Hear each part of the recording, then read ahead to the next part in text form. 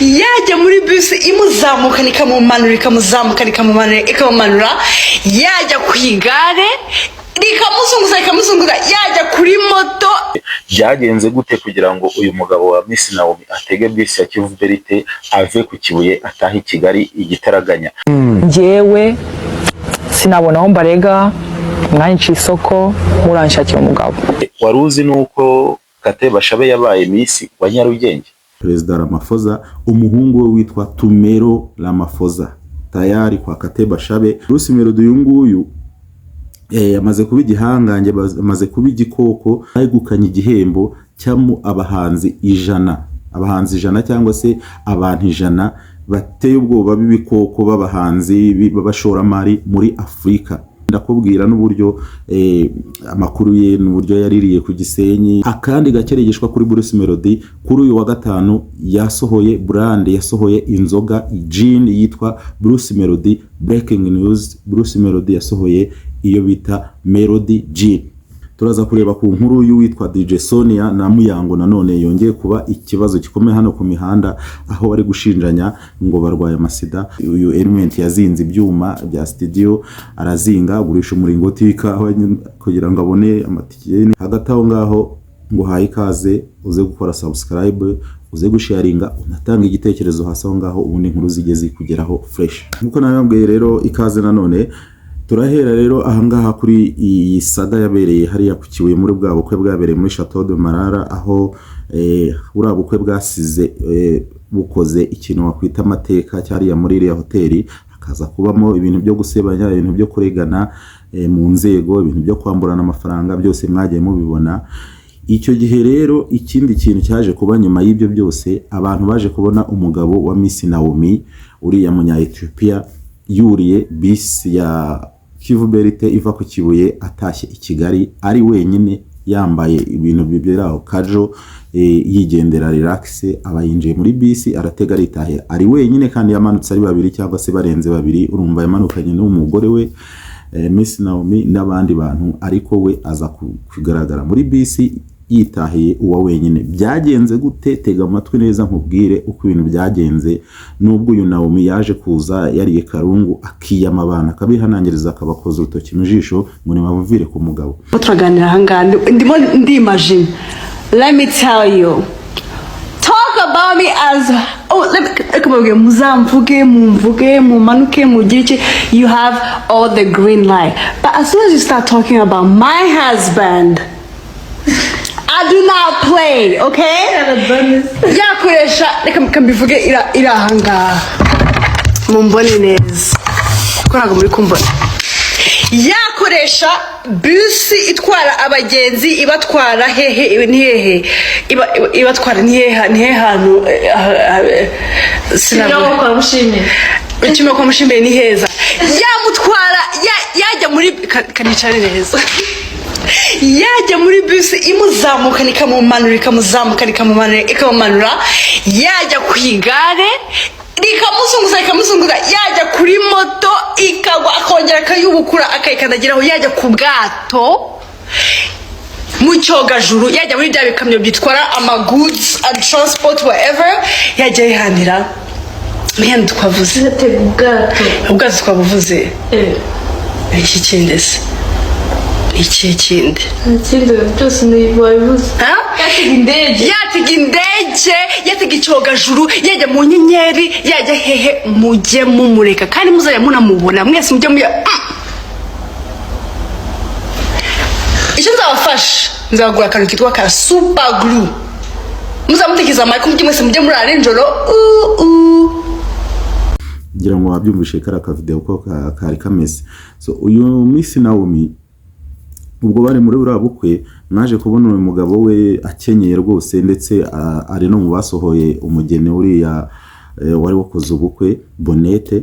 Ariko nyuma yaho haza kugaragara ikibazo cyabaye gituma aza kwisanga ateze bisi Kivu Berite kandi bitari bikwiye.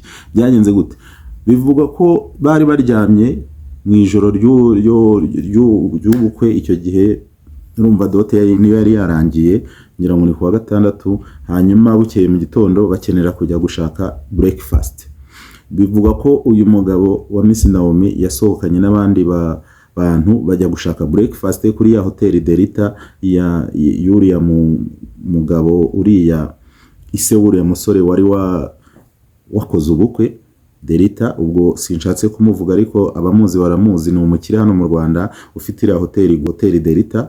Bajyayo gushaka breakfast, ajyana n'abandi bagiye gushaka breakfast, hanyuma asiga umugore we Miss Naomi aryamye muri kiriya cyumba cya Chateau Marara aho bari baraye.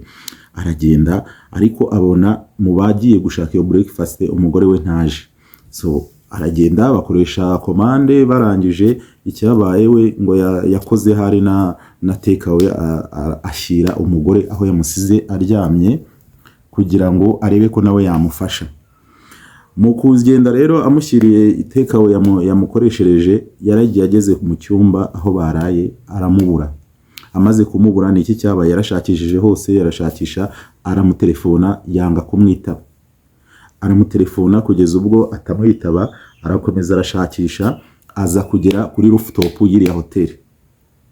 Bivugwa ko hari umusore wari wavuye muri Afrika y'Epfo bamenyaniye kuri za X cyangwa se Twitter. Uwo yaraje ahita aza rero, uriya mugabo wiwe amusanga bari hejuru kuri rooftop barimo baganira. Nta kindi kintu yabasanzemo bakora ntaki, ariko yabasanze bari hejuru, uwa babiri kuri etage hejuru rooftop barimo baganira. Mu gihe yari yamaze kumutelefona yamubuze, yagize ate yamushakije hose yamubuze, aza kumusanga ari kumwe n'uwo mucuti we bamenyaniye kuri social media waravuye Afrika y'Epfo bari hejuru baganira. Nta kindi rero, buri abanyamahanga nabo bagira reaction cyangwa se uko bateye, nawe yahise amanuka azinga utwe twose, afata akabage ke agakubita umugongo, afata akajakete ke keza kagashashi ashyira mu mutwe, akagofero, ahita agenda no muri gare gutega Kivu Berite aritahira, abasigara ku Kibuye. Nibwo rero uyu Miss Naomi akibona ko abantu muri iyi foto uwo mugabo we, bivuze ko ari icyamamare, ntabwo yari kubona abantu, ntabwo yari kubura umuntu umurya ifoto hariya. Ifoto imaze gusakara nibwo yaje atokinga abantu, arababwira ati mumvire ku mugabo, nta kindi mbasabye, mumuveho ibintu byo kunkurikirana umugabo simbishaka. Ngiyo rero uko inkuru yagenze hariya, impamvu yari amafoto mwabonye yura mugabo ajya muri bisi.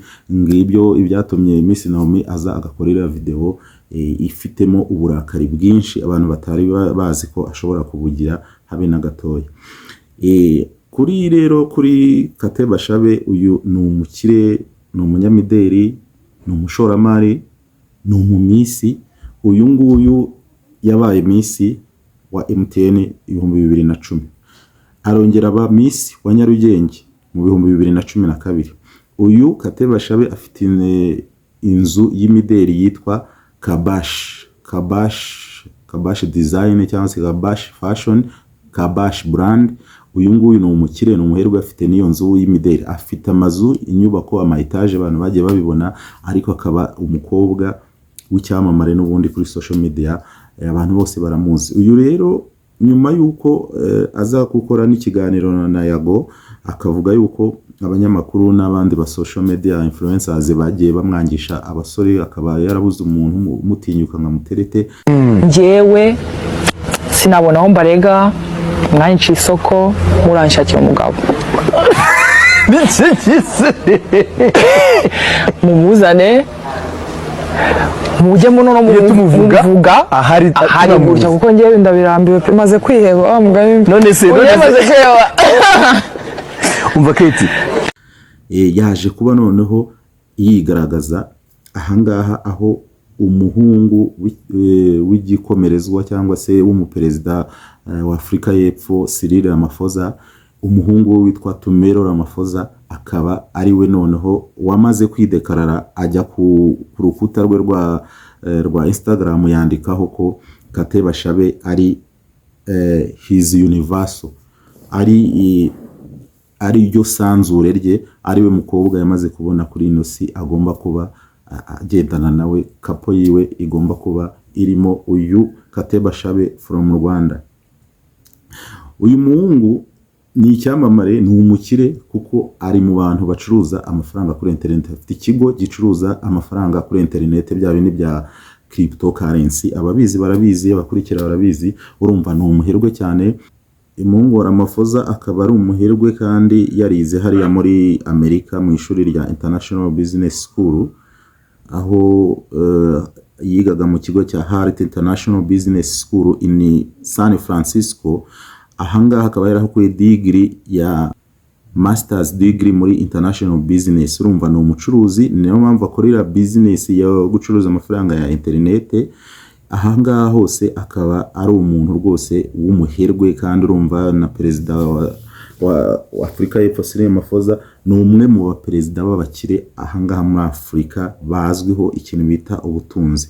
Uyu rero akaba ari umuhungu ufite body shape, ukunda gym, ukunda kubaka umubiri, ebana w'umusitari uryoshya, ariko kandi w'umuhanga cyane, w'umukire. Uyu rero akaba ndetse ngo afiteho n'ubumenyi mu bintu bijyanye n'ikirere, mu bintu bya aviation, kuko nabyo yabashije kuba abikurikirana igihe yigaga muri San Francisco hariya muri Amerika. So yaje kubenguka rero Kate Bashabe ahita yidekarara. So ubwo rero turaza kureba ni iki kiriza kuba, turaza kubona umukwe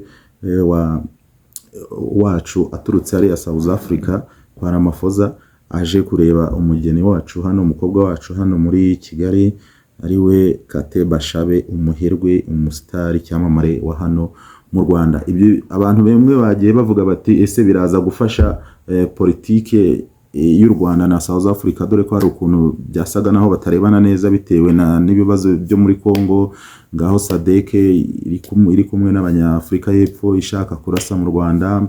Ibintu nk'ibyo by'amatiku byagiye biba, bakurikiye amakuru yo muri Congo. Nuko ubwo rero katurebe Bashabe wacu ukuntu biraza kugenda. So ku nkuru ya Bruce Melody rero, ahangaha tugiye turaza kubona ko Bruce Melody yakomeje kuba igitangaza nk'uko abyivugira ko ari igitangaza. Uyu Bruce Melody mu minsi ishize habaye ibirori byabereye i Gisenyi, aho abantu benshi bari bamanutse i Gisenyi, ndetse haberayo n'amabara menshi. Uyu Bruce Melody rero yari yitabiriye icyo gitaramo, yatumiwemo cya ngira ngo cyitwaga Toxic Experience. Bruce Melody yagomba kuba ari muhanzi mukuru performinga, ariko yaragiye agera i Gisenyi byarangiye atana performinze.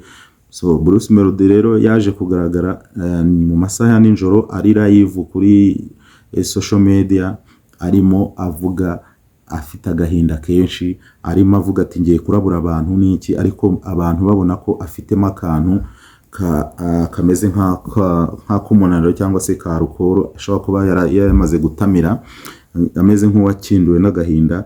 Ubwo abantu bakaza bakabihuza, babihuza bavuga bati uyu Bruce Melody nyuma yo kugenda yegukana ibihembo byinshi bitandukanye mu Rwanda, muri Afrika hose, ariko aje kubona noneho n'igihembo kiri ku rwego rwo hejuru cyiza, cyitwa gitangwa n'abitwa 100 most notable peace icons. Igihembo cyatangiwe hariya muri Marriott hano i Kigali, kiza gutangwa n'iyi kampani, ariko noneho Bruce Melody abumwe uciye agahigo ko kuhabwa igihembo mu rwego rw'abahanzi, mu bashoramari muri Afrika yose bigaragaje kandi bafite ejo hazaza, bafite naho bagomba kugeza ibihugu byabo cyangwa muri rusange muri art, mu buhanzi no mu ishoramari. Dore ko Bruce Melody ni umuhanzi mwiza ufite impano, ariko akaba n'umushoramari.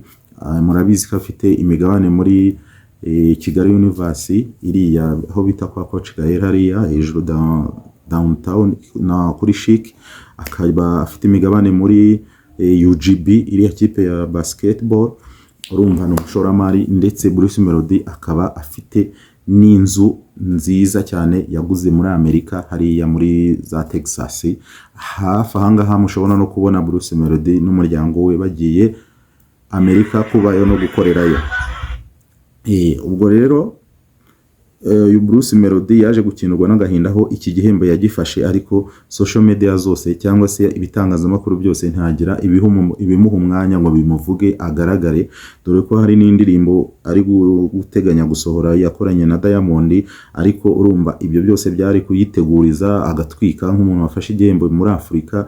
Baza umuntu wari uri kumwe na ba Burna Boy na ba Davido, ibintu by'ibikoko mu bahanzi bose bo muri Afurika, tekereza ntago wabara ni amamiliyoni, ariko Bruce Melody yisanga mu ijana.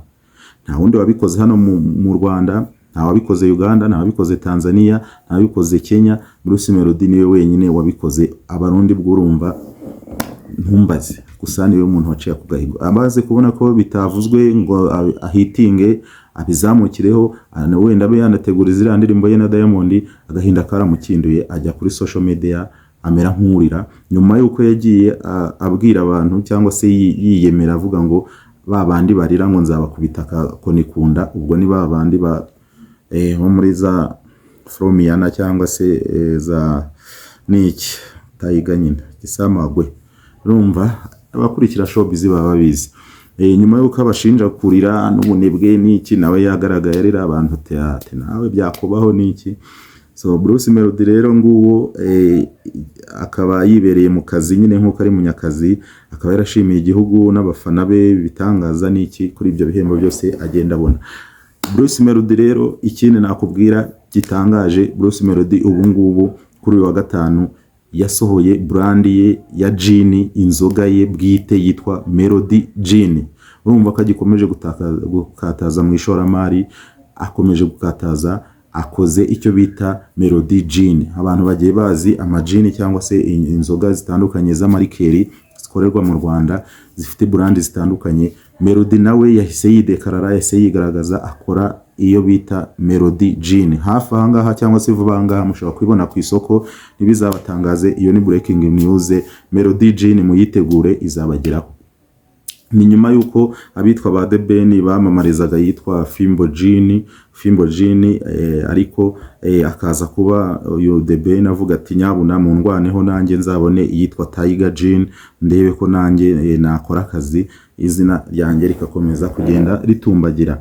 Ubwo rero urumva ko Melody we akomeje kuba ari hejuru cyane, ni kwa kundi. So twagiye rero ku nkuru noneho ya yuyu DJ Sonia na DJ Sonia na Muyango. Inkuru ikomeje guca ibintu hano ku mihanda, inkuru iteye ubwoba, aho uyu Muyango yakomeje kuba ajya kuri Instagram ye akandika akavuga ati ewa nakomeza unywe imiti niki tinyabona, ati ikindi ati ibyo birwara ngenda uhangane nabyo, ibindi ubundi akahinda kakongera akagaruka kumva kamukinduye. Ati izi social media ni ikibazo, iyo udakomeye mu mutwe, iyo utiteguye neza zagusaza, mbese zagukura mu ruhu neza ukirukanka, kubera ko ibi bintu bibera kuri social media ni hatari. Ibyo byose ni amagambo uyu Muyango yagiye yitangariza, ariko noneho agenda ahondana imitwe n'uwitwa DJ Sonia umuriro watse. Aba bantu babiri ubu niyo saga turiho, nyuma yuko habonetse ikibazo cya isaga ya Muyango na Kimenyi batandukana. Ibyo abantu barabikurikiye, ariko no hagogezweho DJ Sonia na n'uyu nguyu Muyango barapfiki. Ni iki kiri kugenda kibateranye kibagonganisha? Isaba abantu hari ibintu bashobora kuba barasangiye bakaba babiziranyeho, nyuma yuko abantu babonaga ari amashumi babyinana mu tubari bagira gute, ariko none uyu munsi bari kugongana, bari gucyurirana. Turaza kumenya byinshi, n'ubundi birangira byinshi babyishyiriye hanze. Reka tuze kureba uyu DJ Sonia nawe akaba ari icyamamare. Uyu Sonia yigeze kuvugaho kuba yaratewe inda n'umunyamakuru w'umunyarwanda hariya za Uganda, usigaye hariya za Uganda. Ubwo abakurikira baba bamaze kubyumva, ngo yaba yaramuteye inda uyu ngayivanamo niki. Ayo ni amakuru bari ku mihanda cara haba hasigaye kuyayungura umuntu akamenya koko ni iki biri imbere. Ariko kandi bikavuga ko uyu DJ Sonia na Muyango nabo harimo ikintu n'iki cyo kwa kundi nyine babanje kuba bahuza ibintu byose n'iki, kwa kundi bavuze Muyango na DJ Brian ko hari ukuntu nyine n'iki ibyo byose. Ariko uyu munsi bari kwishyira hanze intambara yabo, amagambo byinshi biri ku mihanda abantu bakurikira muze kuba hafi iyi nkuru turayikurikirana neza nitumara kumenya birava he bikagana he turaza kuba tubibagezaho gusa mumenye ko harimo gushya hagati ya DJ Sonia na Muyango nyuma yuko kimenyewe abaye yigiriye muri Amerika ubu ngubu akaba aryoshye n'undi mugore bivuga ko undi mukobwa hari umukobwa n'undi wari wamaze kuva i Kigali mu kwezi kwa gatatu yigira state uyu munsi kimenya akaba ariho yibereye ariho yigaramiye bari kurya isi bameze neza cyane reka mbongera kandi kantu uyu muntu bita Element nyuma yo kugurisha umuringoti w'ikawa hariya ku Kibuye dore karihe wabavuka agahita za akazinga ibyuma agakora agatike agahita ajya muri Rwanda Convention muri Amerika hariya hamwe na bade Kevin Kade na bade Beni biravuga ko aba bantu batazagaruka bamaze kugenda kubazinze uyu Element yazinze ibyuma bya studio arazinga agurisha umuringoti w'ikawa kugira ngo abone amatike n'ikino n'amafaranga arije de poche n'utundi tuntu ubu ngo biravuga ko bashobora kutagaruka nyuma yuko Element muri ibyo byuma bye yazingiyemo imizingo y'imiziki y'abantu bamwe na bamwe yari yarakoreye ubwo nabo bamwe batangiye kurira nka ba DS Dora n'abandi ubwo no kuzamenya niki kizajya mbere azazibaha cyangwa ntazazibaha gusa bivugwa ko bashobora kutagaruka ahanga ikindi nakongera nuko uwitwa Gogo wa wundi urimba ngo Blood of Jesus uyu nguyu yamaze kuba agaragara muri Kampala yakirwa na Yago kuri Yago TV show amukubita interview uyu Gogo yatwitse Uganda aho ya performinze nk'umuhanzi araririmba abantu bari hejuru uyu Gogo yaje kubatangaza ko ajya afatwa n'imyuka mibi n'amadayimoni n'ibiki kandi ikindi akomeza kuba agaragara nk'umuntu rwose ugenda atwika izi social media nk'umusitari icyamamare uri kugenda abikora ahantu hose mbanyujije muri showbiz rero abantu banjye mujye mukora subscribe mukande like munandike igitekerezo cyose waba ufite aho ngaho ubundi tujye tubana 5 kuri 5 mu makuru.